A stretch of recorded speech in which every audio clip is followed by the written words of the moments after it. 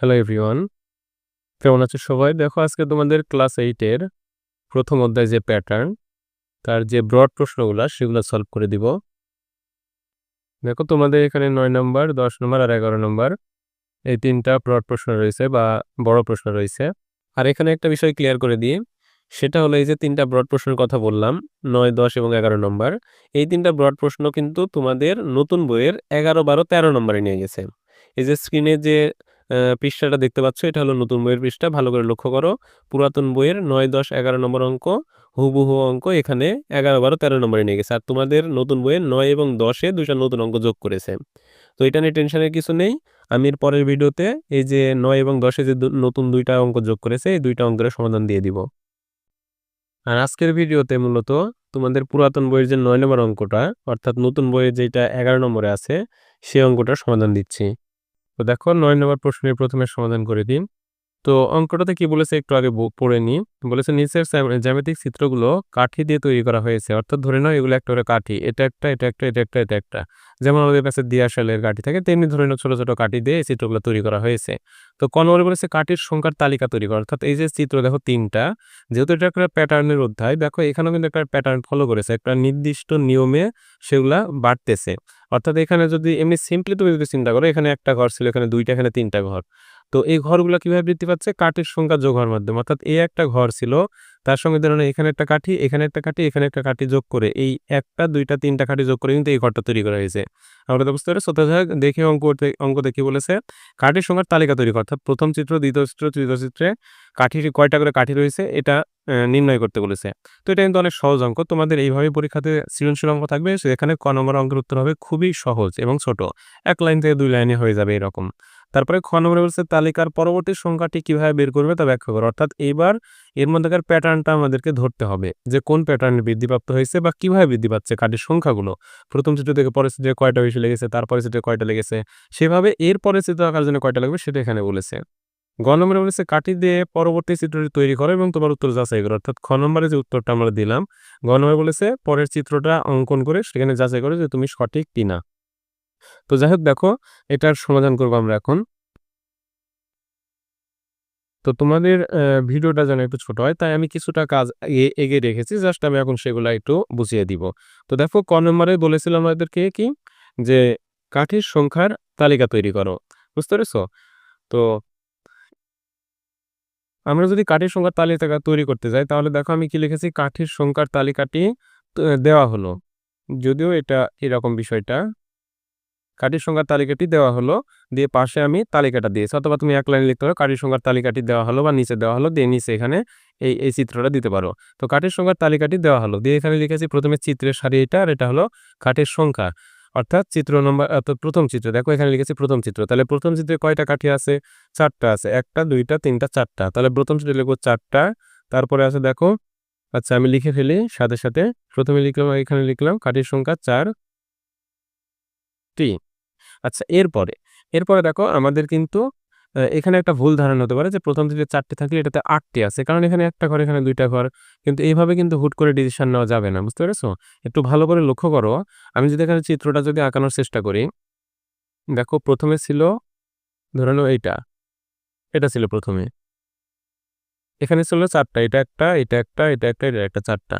এরপরে যে লক্ষ্য করো যদি আমি ৩ টা কাঠি যুক্ত করি, অর্থাৎ এখানে যদি একটা যুক্ত করি, এখানে যদি একটা যুক্ত করি আর এখানে যদি একটা যুক্ত করি, তাহলে কিন্তু দেখো আমি পরের চিত্রটা পেয়ে যাচ্ছি।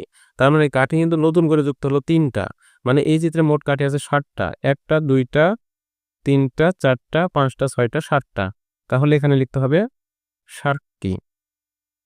এখানে কিন্তু ভুলেও ৮ লেখা যাবে না।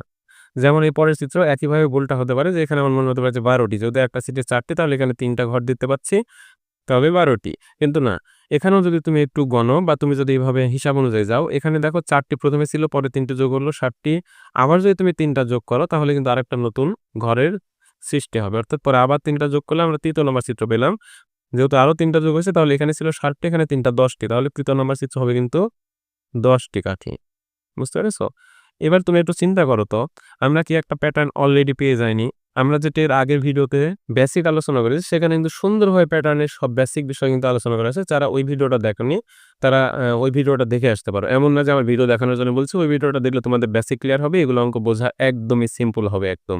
যারা দেখেছো ওই ভিডিওটা তারা অলরেডি সেটা বুঝতে পারছো। তো যাই হোক, দেখো এখানে কিন্তু আমরা একটা প্যাটার্ন পেয়ে গেছি যে প্রথম চিত্রে ছিল ৪ টি, দ্বিতীয় চিত্রে ছিল ৬০ টি, তৃতীয় চিত্রে ১০ টি। তো এইভাবে যদি ঘর বৃদ্ধি পেতেই থাকে মানে ৩ করে বৃদ্ধি পেয়েছে, তো এর পরের চিত্র হলে সেখানে কিন্তু ৩ টি বৃদ্ধি পাবে। আমার কথাটা বুঝতে পেরেছো? তো দেখো খ নম্বর অঙ্কে আমাদের কি বলেছে? খ নম্বর অঙ্কে এটাই বলেছিল যে তালিকার পরবর্তী সংখ্যাটি কিভাবে বের করব তা ব্যাখ্যা করো। ব্যাখ্যা করতে বলেছে। খালি এটা বলে দেওয়া যাবে না যে তালিকার পরবর্তী সংখ্যাটি ১৩। ১০ এর ৩ যোগ করলে ১৩ই হবে। তো এইটুকু বললে হয় না, যেহেতু ব্যাখ্যা করতে বলেছে। আর খ আর গ নম্বর অঙ্ক কিন্তু একটু বড় হবে, এটাই স্বাভাবিক। কারণ ক এর চাইতে খ আর গ এ কিন্তু মার্ক কিন্তু বেশি থাকবে। ক এ থাকবে ২ মার্ক, এটাতে ৪, এটাতে ৪। তাহলে ১০ মার্ক যদি থাকে তাহলে এটাতে ২ আর এগুলো ৪। তার মানে এগুলো একটু বড়ই হবে। তো যাই হোক, এবার ব্যাখ্যা করি যে তালিকার পরবর্তী অর্থাৎ যদি আরেকটা চিত্র হয় সেটার কাঠির সংখ্যা কত হবে। তো দেখো এখানে আমি লিখেছি কি ক এর এটা কিন্তু খ নম্বর অঙ্ক। এটা কিন্তু খ নম্বর অঙ্কটা আমরা শুরু করেছি। তো লিখেছি যে ক এর তালিকার পদবিন্যাস লক্ষ্য করলে, অর্থাৎ এই যে ক এর যে আমরা অঙ্কটা করেছি এটার যদি পদবিন্যাস লক্ষ্য করি, পদবিন্যাস বলতে এই জিনিসটা যে প্রথমে ৪ টি, তারপরে ৬০ টি, তারপরে ১০ টি। পদবিন্যাস লক্ষ্য করলে দেখা যায় তালিকার পূর্বপদ ও পরপদের মধ্যে পার্থক্য ৩, অর্থাৎ এই পূর্বপদ এবং পরপদের মধ্যে পার্থক্য ৩। আচ্ছা, এখানে একটা কথা বলি, যারা আগের ভিডিওটা দেখেছো তাদের আমি এই হুবহু এই জিনিসটাই বলেছিলাম যে আমরা সবসময় প্যাটার্ন আবিষ্কার করবো কি করে, শেষের দিক থেকে যদি শুরু করি তাহলে মানে পরের পদ থেকে আগের পদটা বিয়োগ করব, বারবার বিয়োগ করব, করে দেখবো যে আসলে ওর মধ্যে কোন প্যাটার্ন কাজ করেছে। তো এখানে সেটাই বললো যে পূর্বপদ ও পরপদের মধ্যে পার্থক্য ৩, অর্থাৎ প্রতিটি পদ ৩ করে বৃদ্ধি পায়, প্রতিটি পদ ৩ করে বৃদ্ধি পেয়েছে। এখন তালিকায় তৃতীয় সংখ্যা ১০, যেহেতু তৃতীয় সংখ্যা ১০, সুতরাং যদি আমি ৪ নম্বর চিত্রে যদি বের করতে চাই তাহলে কি হবে? সুতরাং চতুর্থ চিত্রে কাঠির সংখ্যা হবে বা কাঠির প্রয়োজন হবে ১০ যোগ ৩, ১৩টি, এই কথাটি লিখব। সুতরাং চতুর্থ চিত্রে কাঠির সংখ্যা হবে, এখানে ছিল ১০, তারও ৩ হবে, ১০ যোগ ৩ সমান ১৩টি। বুঝতে পেরেছ? এটা কিন্তু আমি খ নম্বর অঙ্কের উত্তর কিন্তু পেয়ে গেছি। ১৩টি হলো। এবার যদি আমি গ নম্বর অঙ্কটার দিকে লক্ষ্য করি, গ নম্বর অঙ্ক বলেছে কাঠি দিয়ে পরবর্তী চিত্রটি তৈরি করো এবং তোমার উত্তর যাচাই করো। অর্থাৎ তুমি যে কথাটা বললে এবার চিত্র অঙ্কন করে প্র্যাকটিক্যালি দেখাও যে হ্যাঁ, এখানে এতটি কাঠি আছে। মানে গুণে যদি তুমি দেখো যে সঠিক হয়েছে তাহলে তোমার খ নম্বর অঙ্ক সঠিক। অর্থাৎ এখানে যাচাই করতে বলেছে। তাহলে আমাদের কি পরবর্তী চিত্রটা আঁকতে হবে। দেখো যদি আমি পরবর্তী চিত্রটা আঁকি, তোমাদেরও কিন্তু আঁকা লাগতে পারে এরকম করে। আচ্ছা, গ নাম্বারটা আগে দিয়ে নিই। ওকে, এবার চিত্রটা আঁকবো। তো চিত্র পরীক্ষাতে আঁকতে হতে পারে, একটু জাস্ট টেকনিকটাও তোমাদের বলে দিয়েছি কি করে চিত্রটা সুন্দরভাবে সহজে আঁকা যায়। তোমরা জাস্ট এখান থেকে শুরু করে ১ থেকে এই যে একটা ঘরের জন্য ধরে না দিলাম ফোঁটা, জাস্ট এই সেন্টিমিটারটাকে ফলো করবে। এখানে একটা ঘরের জন্য, এখানে ২টা ঘরের জন্য, এখানে ৩টা ঘরের জন্য, এখানে ধরে নাও ৪টা ঘরের জন্য। যেহেতু আমাদের পরবর্তী চিত্রে ৪টা ঘর থাকবে। এভাবে দিলাম। দেওয়ার পরে জাস্ট এটা সোজা করে আবার নিচেও একইভাবে একই দূরত্ব দেব। তাহলে ঘরগুলো সমান হবে, দেখতে ভালো লাগবে। ওকে, তাহলে একটা দিলাম। এই যে দিলাম ফোঁটা। এবার ফোঁটাগুলো যোগ করে দেবো। তবে লক্ষ্য রাখো ৪টা ঘরের জন্য কিন্তু ৫টা কিন্তু ফোঁটা দিতে হবে। বুঝতে পেরেছো? কারণ এখানে একটা ঘর, ২টা, ৩টা, ৪টা ঘর থাকবে। এবার যদি আমি এগুলো যোগ করি,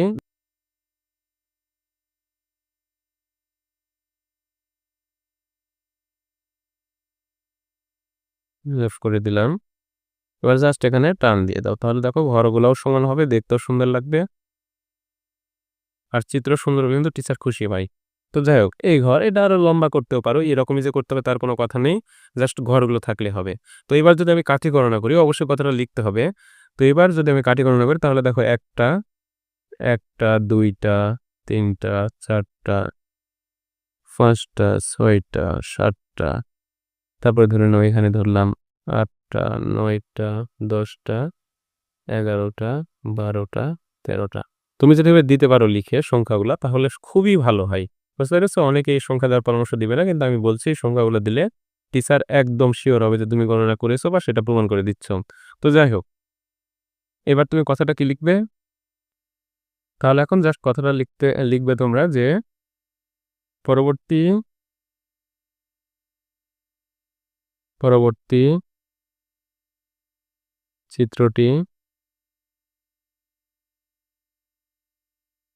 অঙ্কন করে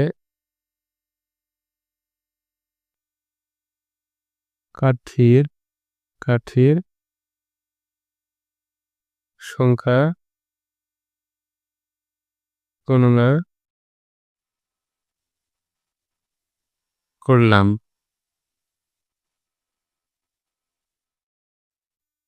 সেখানে 14টি কাঠি রয়েছে, যা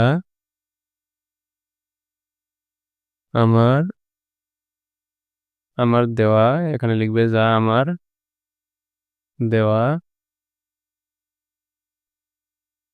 উত্তরের সাথে মিলে যায়। সুতরাং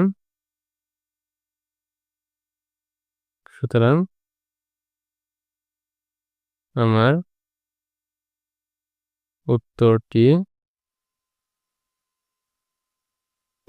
সঠিক ছিল।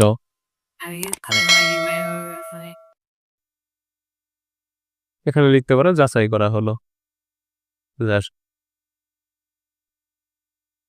যাচাই করা হলো, বুঝতে পেরেছো? ব্যাস, গণনার অঙ্ক শেষ। এখন দেখো, এই যে কথাটা লিখলাম, তোমার এই কথা হুবহু এটা লিখতে হবে না, এমন কিন্তু কোনো কথা নেই। তোমরা এই কথাটাকে তোমার মতন করে যে কোনোভাবে লিখতে পারো। জাস্ট তোমাকে ধরে নাও গল্প করে তুমি কোনো মানুষকে বোঝাচ্ছ যে আমি এই কাজ করলাম, করে দেখলাম যে না, আমার উত্তরটা সঠিক ছিল। অনেক টিচারই তোমাকে বলবে আমি যেটা লিখেছি এটাই লিখো, অথবা গাইড দেখতে বলবে যে গাইডে যেটা আছে সেটা লিখবে। এরকম কিন্তু কোনো কথা না। অঙ্ক জিনিসটা কিন্তু এরকম না। অঙ্ক তুমি যেভাবে হোক তোমার মতন করে অঙ্ক মিলাতে পারলে ফুরিয়ে গেলো। তুমি যদি যুক্তি দেখাতে পারো তাহলেই হলো। যেমন তুমি এখানে লিখতে পারো যে এখানে আমি কি লিখেছি, পরবর্তী চিত্রটি অঙ্কন করে কাঠের সংখ্যা গণনা করা হলো। এটাকে আরো ছোট করে লিখতে পারো যে পরবর্তী চিত্রটি অঙ্কন করে দেখলাম সেখানে কাঠের সংখ্যা 13টি। আমি 14টি লিখেছি নাকি? যাই হোক, এখানে ভুল করেছি, সরি, 13টি। তাহলে কি বললাম যে তুমি লিখতে পারো পরবর্তী চিত্রটি অঙ্কন করে দেখলাম কাঠের সংখ্যা 13টি, যা আমার উত্তরের সঙ্গে মিলে যায়। সুতরাং এটা যাচাই করা হলো যে আমার উত্তরটি সঠিক ছিল। এভাবে কিন্তু লিখতে পারো। তো যে কোনোভাবে লিখলে হবে, শুধুমাত্র সঠিক হলেই হলো। তাহলে দেখো, আমরা ক, খ, গ 3টা অঙ্কের উত্তর কিন্তু এখানে সমাধান করে দিলাম। এরপরের ভিডিওতে পরের 2টা অঙ্ক, অর্থাৎ 10 এবং 11 নম্বর অঙ্ক, যেটা তোমাদের নতুন বইয়ে 12 এবং 13 নম্বরে রয়েছে, এই 2টা অঙ্ক সলভ করে দেওয়া হবে।